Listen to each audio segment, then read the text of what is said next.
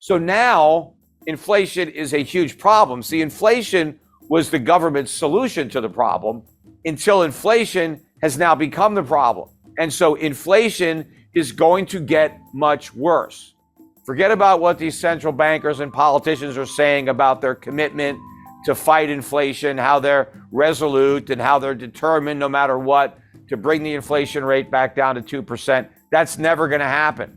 We're going to see 20% inflation before we see 2% inflation. And this pretend war against inflation is going to come to an end soon.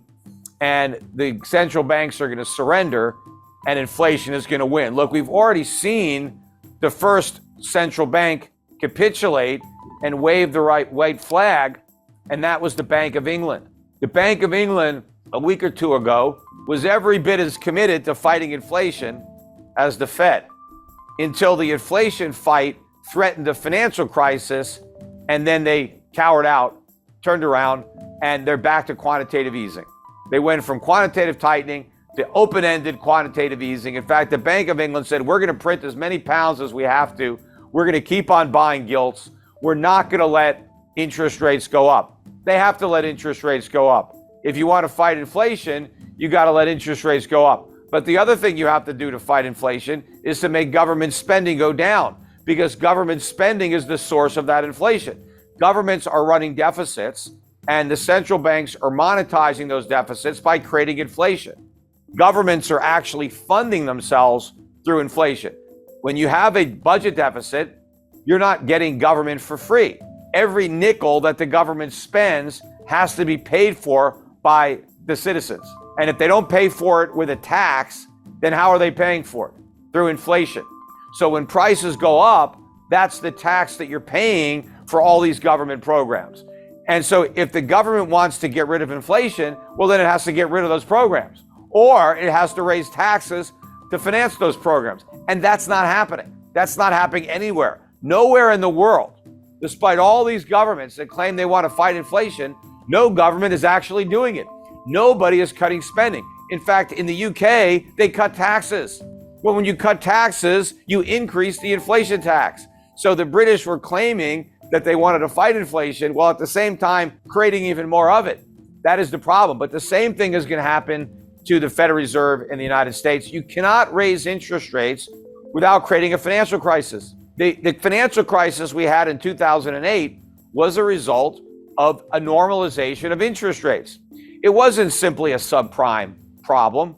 The reason subprime was the problem was because it was debt. People borrowed money and they couldn't pay it back. Why were they able to borrow the money? Because it was cheap. The Fed lowered interest rates to 1%. They created a housing bubble. Housing prices went up. People borrowed money against those inflated property values. They borrowed money with artificially low interest rates. And when interest rates went up, property prices went down.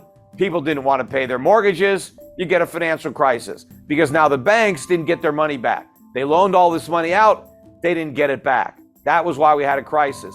Well, today we have much more debt than we had in 2008. We had 0% interest rates for almost 10 years. Think about all the debt that was taken on during those 10 years by not only the government, corporations, private citizens. Do you think they can repay that debt when rates normalize? Of course not. And what happens when rates go up, asset prices come down. It's like the other side of a seesaw. The lower interest rates are, the more expensive stocks are, the more expensive real estate is. But as interest rates go up, those prices come down because it's all a function of interest rates. So if I borrowed a bunch of money to buy a house and now the house goes down, I have no equity and my mortgage payments are up, I'm mailing in the keys. But you have all these companies in America that have been losing money. In fact, in 2021, it was a record year in America for money-losing companies going public. Now, how do all these money-losing companies stay in business? Because the company is supposed to generate a profit to stay in business. How do you lose a bunch of money and still stay in business? How do you pay your employees? How do you pay your rent? Right? How do you do anything? Well, the companies were selling stock to the public. They were raising money by selling stock, and a lot of companies were borrowing money to pay their expenses, taking on debt. But it was all great when rates were at zero, And people were willing to buy these overpriced stocks when rates were at zero. They're not willing to do it when rates are at 4%. And in order to fight inflation, they got to go much higher than 4%.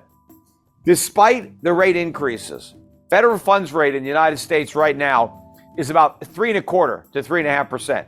Inflation, even the way the government measures it, is 8.25%.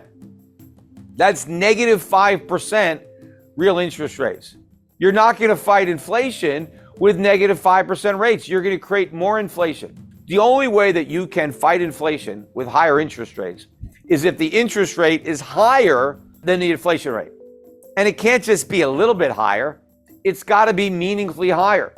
In 1981, when Paul Volcker raised interest rates or allowed interest rates to go up, short-term rates went to 21%. The highest inflation got was 13.5%. So that's what it took. People had real interest rates.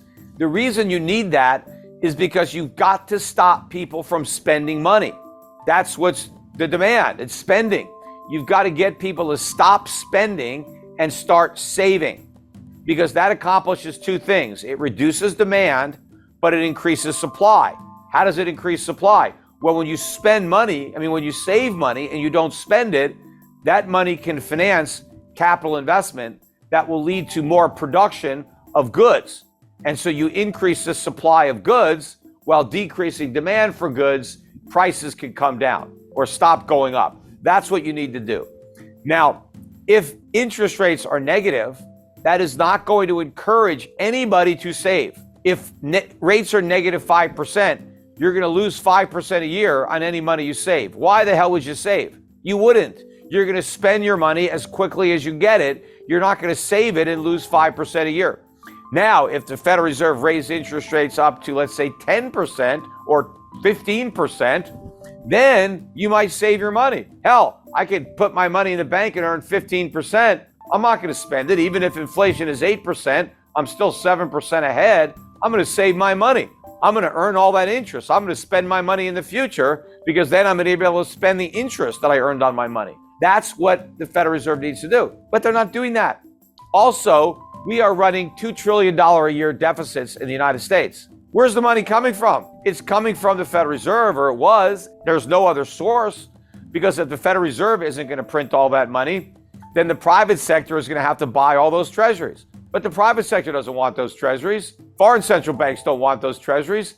They need to sell the treasuries they've already got. They don't need to buy any more. There is no way to finance these deficits, so the government has to cut spending.